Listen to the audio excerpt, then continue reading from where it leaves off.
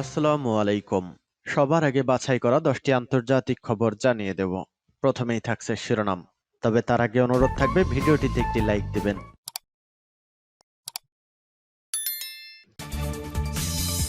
ফিলিস্তিন ইসরায়েল পুরোদমে যুদ্ধ চলছে। এই মুহূর্তে আমাদের হাতে এসেছে গুরুত্বপূর্ণ সংবাদ। ইরানের হাতে নতুন হাইপারসনিক মিসাইল, ইসরায়েলকে গুড়িয়ে দেওয়াই লক্ষ্য। এরপরই জানিয়ে দেব দখলদার ইহুদিবাদী ইসরায়েলের খেল খতম। এবার 10 জিম্মির বিনিময়ে 30 ফিলিস্তিনি মুসলিমের মুক্তির শর্তে যুদ্ধবিরতি হচ্ছে। মাথা নত করছে ইহুদিবাদী ইসরায়েলের প্রধানমন্ত্রী। চতুর্মুখী হামলায় দিশেহারা হয়ে মুসলিমদের কাছে আত্মসমর্পণ। এরপরই জানিয়ে দেব ছেলেমেয়েরা যুদ্ধে হার্টের সমস্যা বেড়েছে ইসরায়েলি মায়েদের। এদিকে গাজার অন্তত 83টি মসজিদ গুড়িয়ে দিয়েছে দখলদার ইহুদিবাদী ইসরায়েল। জানিয়ে দেব গুরুত্বপূর্ণ সংবাদ। হামাস যুদ্ধের বীজ চীনের মাটিতে। আরব বিশ্বের ডিরেক্ট ল্যান্ড পুরোপুরি ধ্বংসের মুখে ইহুদিবাদী ইসরায়েল রাষ্ট্র। এবং সর্বশেষ জানিয়ে দেব ইসরায়েলের টানেল অভিযান ডাহা মিথ্যা। এতক্ষণ শুনছিলেন সংবাদ শিরোনাম, এখন বিস্তারিত। অনুরোধ থাকছে এই ভিডিওটিতে একটি লাইক দিন, কমেন্টস করে জানিয়ে দিন আপনার মতামত, ভিডিওটি শেয়ার করে দিন আপনার ফেসবুক সোশ্যাল মিডিয়ায়। আলহামদুলিল্লাহ, ফিলিস্তিন ইসরায়েল যুদ্ধের অবসান ঘটতে যাচ্ছে দখলদার ইহুদিবাদী ইসরায়েলের আত্মসমর্পণের মধ্য দিয়ে। ইহুদিবাদী ইসরায়েলের প্রধানমন্ত্রী বেনিয়ামিন নেতানিয়াহু হামাস ফিলিস্তিন সহ মুসলিম বিশ্বের একযোগে হামলার কারণেই নাস্তানাবুদ হয়ে অবশেষে যুদ্ধ থেকে আত্মসমর্পণ করছে। লেজ গুটিয়ে ইরানের হাতে নতুন হাইপারসনিক মিসাইল, ইসরায়েলকে গুড়িয়ে দেওয়াই লক্ষ্য। যতদিন যাচ্ছে ততই ভয়ঙ্কর হয়ে উঠছে হামাস বনাম ইসরায়েল যুদ্ধ। গাজায় বাড়তে থাকা মৃত্যুর সংখ্যা নিয়ে বহু দেশের সমালোচনার মুখে পড়েছে ইহুদিবাদী ইসরায়েল। এবার সেই ইসরায়েলে হামলা চালাচ্ছে লেবাননের সংগঠন হিজবুল্লাহ ও ইয়েমেনের হাউথি গোষ্ঠী। তাদের মদত এবং রসদ সবকিছুই দিচ্ছে ইরান। এই প্রেক্ষাপটে এবার নতুন হাইপারসনিক মিসাইল প্রকাশ্যে আনল তেহরান। মনে করা হচ্ছে ইসরায়েলের ওপর চাপ বাড়াতেই ইরানের এই পদক্ষেপ। আল জাজিরার সূত্রের খবর, রোববার ইরানের রাজধানী তেহরানে এক সামরিক প্রদর্শনীতে নতুন এই ফাতাহ হাইপারসনিক মিসাইল প্রকাশ্যে আনে ইরান সেনার বিশেষ বাহিনী ইসলামী রেভলিউশনারি গার্ড। আর ধারণা করা হচ্ছে ইহুদিবাদী ইসরায়েলকে গুড়িয়ে দেওয়ার জন্যই ইরান এই হাইপারসনিক মিসাইল হামাস লেবাননকে যুদ্ধে নামিয়ে ব্যবহার করছে ইহুদিবাদী ইসরায়েলকে পুরোপুরি ধ্বংস করে দেওয়ার জন্য। ইসরায়েলের খেল খতম। 10 জিম্মির বিনিময়ে 30 ফিলিস্তিনি মুক্তির শর্তে যুদ্ধবিরতি।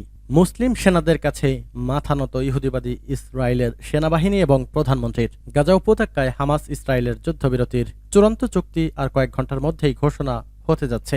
এর আগেই ইসরায়েলের সাথে হামাসের এই চুক্তিতে কি কি শর্ত উভয় পক্ষ জুড়িয়ে দিয়েছে সে বিষয়ে এক প্রতিবেদনে জানিয়েছে ইসরায়েলি টেলিভিশন চ্যানেল 12।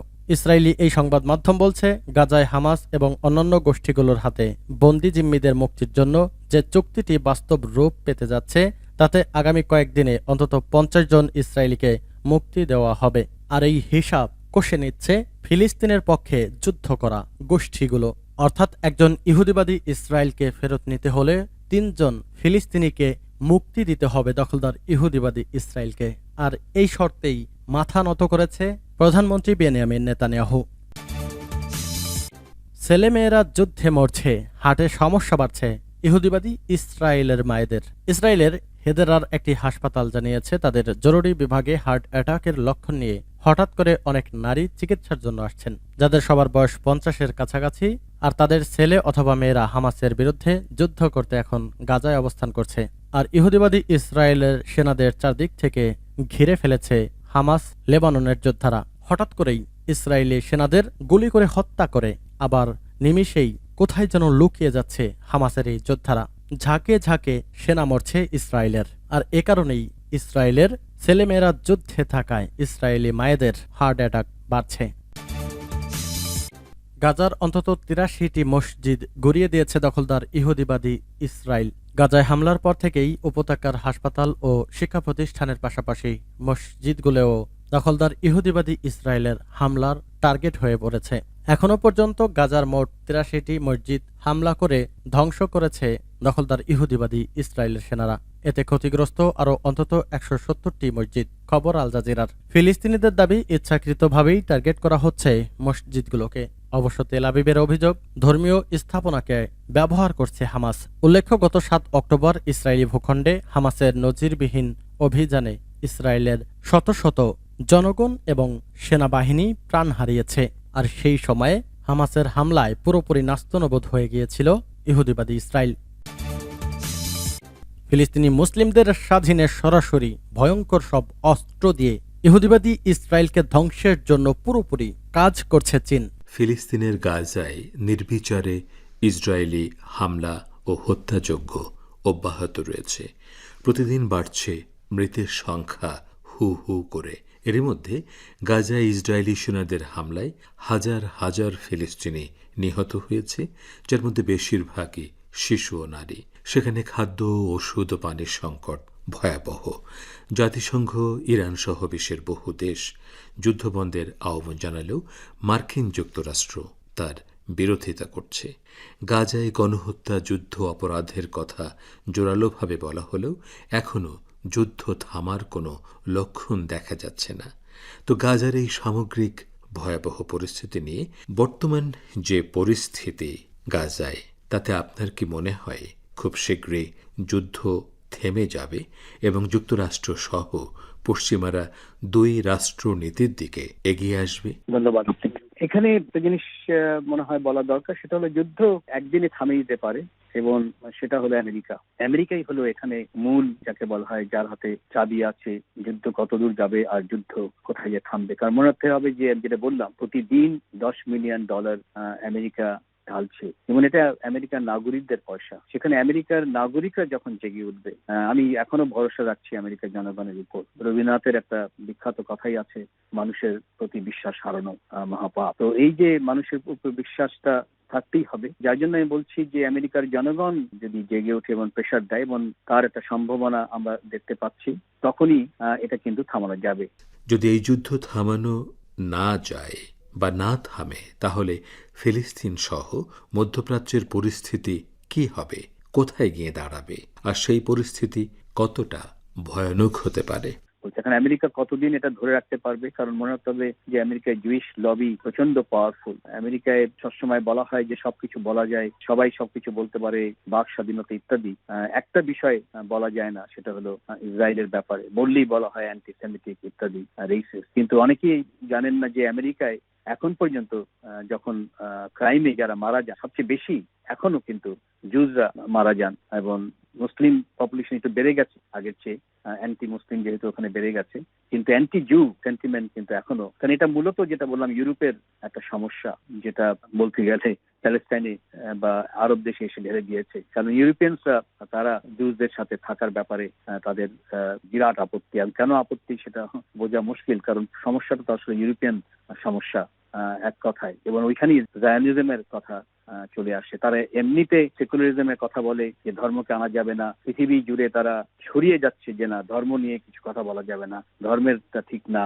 কিন্তু যখনই ইসরায়েলের ব্যাপার আসে, তখনই জিয়ানিজমের কথা বলে, তখনই তারা বাইবেলে চলে যান, তখনই ওল্ড টেস্টামেন্টে চলে যান এবং ওটাকে একেবারে মেনে নেন, একেবারে অন্য ব্যাপারে আর মানতে চান না। তো ওটা হলো মানে এটাই বোঝা যাচ্ছে যে তাদের পলিটিক্সটা এটা স্পষ্ট বোঝাই যাচ্ছে, যতটা না ধর্ম তার চেয়ে রাজনীতিটাই বড় কথা। এই জায়নিজমের বিষয়টাই হলো তাই। শ্রোতা বন্ধুরা, গাজা যুদ্ধ নিয়ে আন্তর্জাতিক সম্পর্ক বিশ্লেষক ও ভাষ্যকার অধ্যাপক ইমতিয়াজ আহমেদের সাক্ষাৎকারের তৃতীয় ও শেষ পর্ব শুনছেন। ফিরছে শীঘ্রই, আমাদের সাথেই থাকুন।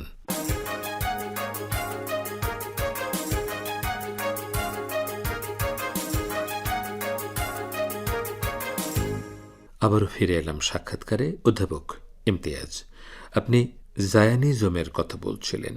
আচ্ছা, সাধারণ জিউসদের কিংবা স্কলার জিউসদের এই যুদ্ধ নিয়ে কি মত? তারা কি থামানোর পক্ষে? আপনার মূল্যায়ন কি? যেমন এর ব্যাপারে তো আমি মনে করি যে জুজরাই অনেক লেখক, জুইশ লেখক আছে যারা এর প্রতিবাদ করছে। তো সেই জায়গায় আমার মনে হয় যুদ্ধ একদিনই থামতে পারে, সেটা হলো আমেরিকা যদি চায়। এখন আমেরিকা থামাবে কিনা সেটা হলো দেখা দরকার, কারণ এখানে মনে রাখতে হবে যে আমেরিকার মিলিটারি ইন্ডাস্ট্রিয়াল কমপ্লেক্সের বিষয় আছে। হয় যুদ্ধ, না হলে যুদ্ধের একটা পরিবেশ থাকলে তাদের লাভ, সেই লাভটা তারা করতে চাইবে। আর যেহেতু এখন মোটামুটি ইউক্রেনের সেই যুদ্ধে বোঝাই যাচ্ছে যে ওখানে আর খুব একটা পরিবর্তন করা সম্ভব না, এবং যতটুকু যারা অ্যানালিস্ট আছেন, পশ্চিমা অ্যানালিস্ট, তারাই বলছেন যে এটা একটা লস কেস, এখানে আর সম্ভব না। তো তাই যদি না হয়, তাদের তো কোনো না কোনো জায়গায় একটা যুদ্ধের কাঠামো তৈরি করতে হবে। এখন কথা হচ্ছে যে এখন দ্বিতীয় প্রশ্ন হলো যে এটা ওই আশেপাশের দেশটা মেনে নিবে কিনা। তারা আমার মনে হয় এতদিন হয়তো সময় লেগেছে, কিন্তু আমেরিকার মিলিটারি ইন্ডাস্ট্রিয়াল কমপ্লেক্স না বোঝার তো কারণ নেই। গাজা যুদ্ধ নিয়ে শেষ পর্বের শেষ প্রশ্নটি হচ্ছে, কেন ইসরায়েল নিয়ে যুক্তরাষ্ট্রের এত মাথা ব্যথা? তাদের কি লাভ এখানে, কতখানি লাভ? এই জো বাইডেনই যখন জো বাইডেন ছিলেন, তখন সেই নিজেই বলেছে যে এটা হলো আমাদের বিরাট একটা লাভবান ইনভেস্টমেন্ট। ইসরায়েল এই 3 বিলিয়ন, তখন 3 বিলিয়ন ছিল, 3 বিলিয়ন যে প্রতি বছর দিচ্ছে, এটা আমাদের একটা ইনভেস্টমেন্ট, সেটা বোঝা দরকার, এবং একটা লাভজনক ইনভেস্টমেন্ট। তো তারা ওই সিস্টেমেই তারা দেখছেন, বিশেষ করে যারা ক্ষমতায় আছেন। আমি মনে করি প্রচুর আমেরিকানরা আছেন, জনগণ আছেন, যারা নামি দামি লেখক আছেন, যারা অলরেডি এটার ব্যাপারে লেখালেখি করেছেন, প্রতিবাদ করছেন। তো সেটা আরব দেশে আমার মনে হয়, বিশেষ করে আরব লীগের এই মিটিংয়েও কিছুটা সামনে এসেছে যে আমরা কেন অন্যের যুদ্ধের মধ্যে যাব, বরং এখানে আমরা সমাধান করতে যাব। তারও কিছুটা আভাস আমরা যেটা বললাম আগেই, সৌদি আরবের সাথে ইরানের যে সম্পর্কটা, চীনের মধ্যস্থতায়, সেটা কিন্তু একটা বড় মৌলিক, আমি মনে করি, পরিবর্তন যদি ধরে রাখা যায়। তো সেখানে আমি মনে করি না যে দ্বিতীয় প্রশ্ন করা হয়েছিল যে অন্য রাষ্ট্র জড়িত হবে কিনা। যেহেতু চাবিটা এখনো আমেরিকার কাছে, আমেরিকা স্বাভাবিকভাবে পরিবেশটা রাখতে চাইবে যদি অস্ত্র বিক্রি করতে চায়, কিন্তু বেশি হয়ে গেলে তো তার নিজেরই ঝামেলা হবে। সেই জায়গায় যেতে চাইবে কিনা সেটা মুশকিল। মনে রাখতে হবে যে 20 বছর আগের ওই মধ্যপ্রাচ্য বা ওই এলাকার এখনকার এলাকার মধ্যে মৌলিক তফাৎ আছে। এখানে সৌদি আরবিয়াও ক্ষমতা রাখেন, টার্কি ক্ষমতা রাখেন, ইরান ক্ষমতা রাখেন, একাধিক দেশ ওখানে হয়েছে। এমনকি হেজবুল্লাহ, আজকে যদি হেজবুল্লাহ যদি জড়িয়ে পড়ে, হামাস তো মাত্র 5000 রকেট বলে ছেড়েছে, হেজবুল্লাহ তো আরো বিশাল ক্ষমতা ওখানে। তো সেই জায়গায় আমি মনে করি যে এখানে নেতানিয়াহু বা যারা ইসরায়েল কট্টরপন্থী, যারা এই জেনোসাইডাল একটা রেজিমকে ধরে রেখেছে, তাদের পরিবর্তন দরকার। এখন সেটা আমেরিকা কতখানি পারবে সেটা আমাদের দেখতে হবে। তবে আমার মনে হয় না ওই কাঠামোটা আর আছে, আমি একা করে যাব আর ওই আশেপাশের দেশ সবাই বসে থাকবে, সেটা মনে হয় আর আর সম্ভাবনা না। তো আমি এখনো জনগণের উপর ভরসা রাখতে চাচ্ছি, এবং শুধু ওই আরব দেশের জনগণ শুধু না, আমি মনে করি যে পশ্চিমা দেশের জনগণ, আমেরিকার জনগণ, তারা যখন তাদের নিজ নিজ রাষ্ট্র বা সরকারের উপর যখন প্রেশারটা দেওয়া শুরু করবে, তখনই একটা সমাধানের দিকে আমরা যেতে পারবো। ইসরায়েলের টানেল অভিযান ডাহা মিথ্যা। আল শিফা হাসপাতালের নিচে ফিলিস্তিনের মুক্তিকামী সশস্ত্র গোষ্ঠী হামাসের সুরক্ষিত সুড়ঙ্গ পাওয়ার দাবিকে উড়িয়ে দিয়ে গাজা কর্তৃপক্ষ বলেছেন ইসরায়েলের এই অভিযোগ ডাহা মিথ্যা। খবর আল জাজিরার। রোববার এক ভিডিও ফুটেজ প্রকাশ করে ইসরায়েল দাবি করে হামাসের এই সুড়ঙ্গটি 55 মিটার লম্বা এবং 10 মিটার গভীর। এই সুড়ঙ্গে আছে বিস্ফোরণ রোধী দরজা।